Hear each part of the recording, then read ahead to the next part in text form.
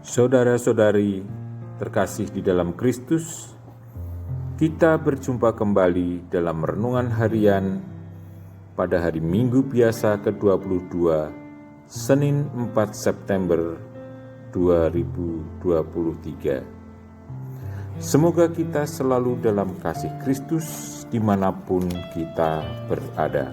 Sebelum kita memulai bacaan Injil pada hari ini, marilah kita awali dengan tanda kemenangan kita dalam nama Bapa dan Putra dan Roh Kudus. Amin. Pada hari ini kita akan merenungkan Injil Lukas 4 ayat 16 sampai dengan 30. Ia datang ke Nazaret, tempat ia dibesarkan. Dan menurut kebiasaannya, pada hari Sabat, ia masuk ke rumah ibadat, lalu berdiri hendak membaca dari Alkitab. Kepadanya diberikan kitab Nabi Yesaya, dan setelah dibukanya, ia menemukan nas di mana ada tertulis, Roh Tuhan ada padaku, oleh sebab ia telah mengurapi aku, untuk menyampaikan kabar baik kepada orang-orang miskin.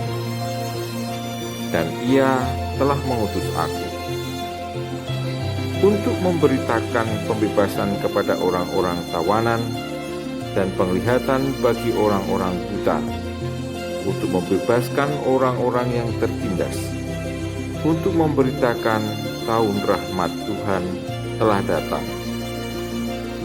Kemudian ia menutup kitab itu, memberikannya kembali kepada pejabat, lalu duduk.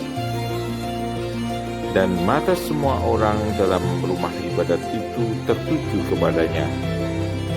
Lalu ia memulai mengajar mereka, katanya, pada hari ini genaplah nas ini sewaktu kamu mendengarnya. Dan semua orang itu membenarkan dia, dan mereka heran akan kata-kata yang indah yang diucapkannya. Lalu kata mereka, bukankah ia ini anak Yusuf? Maka berkatalah ia kepada mereka, tentu kamu akan mengatakan pepatah ini kepadaku, hai tabib, sembuhkanlah dirimu sendiri. Perbuatlah di sini juga, di tempat asalmu ini, segala yang kami dengar, yang telah terjadi di Kapernaum. Dan katanya lagi, aku berkata kepadamu, sesungguhnya tidak ada nabi yang dihargai di tempat asalnya. Dan aku berkata kepadamu, dan kataku ini benar, pada zaman Elia terdapat banyak perempuan janda di Israel, ketika langit tertutup selama 3 tahun dan 6 bulan, dan ketika bahaya kelaparan yang hebat menimpa seluruh negeri. Tetapi Elia diutus bukan kepada salah seorang dari mereka, melainkan kepada seorang perempuan janda di Sarfat, di tanah Sidon. Dan pada zaman Nabi Elisa, banyak orang kusta di Israel, dan tidak ada seorang pun dari mereka yang ditahirkan, selain daripada Naaman, orang Syria itu. Mendengar itu, sangat marahlah semua orang yang di rumah ibadat itu. Mereka bangun lalu menghalau Yesus keluar kota dan membawa dia ke tebing gunung, tempat kota itu terletak, untuk melemparkan dia dari tebing itu. Tetapi ia berjalan lewat dari tengah-tengah mereka, lalu pergi. Demikianlah sabda Tuhan. Terpujilah Kristus.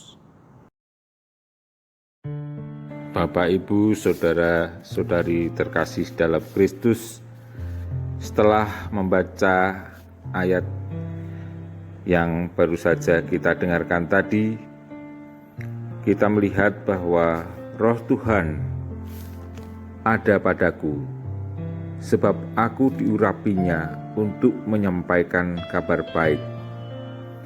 Di sini kita melihat bahwa Yesus yang diutus oleh Allah untuk menyampaikan kabar baik. Dengan kata lain, Yesus diutus untuk menghadirkan dan mewujudkan kerajaan Allah. Apa itu kerajaan Allah?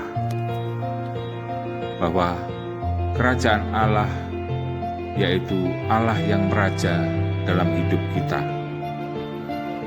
Kalau kita melihat tugas perutusan Yesus untuk mewartakan kabar-kabar baik, nampak dari sabda dan karyanya. Misalkan orang buta melihat, orang tuli mendengar, orang lumpuh berjalan, dan masih banyak lagi mukjizat lain. Itu adalah wujud dari kehadiran kerajaan Allah di dunia ini. Bahwa tugas pengutusan Yesus ini akan menjadi tugas kita juga, yaitu kita wajib mewartakan kabar baik kepada siapapun. Tentu saja mewartakan kabar baik itu tidak begitu mudah dan mulus-mulus saja. Pasti akan banyak tantangan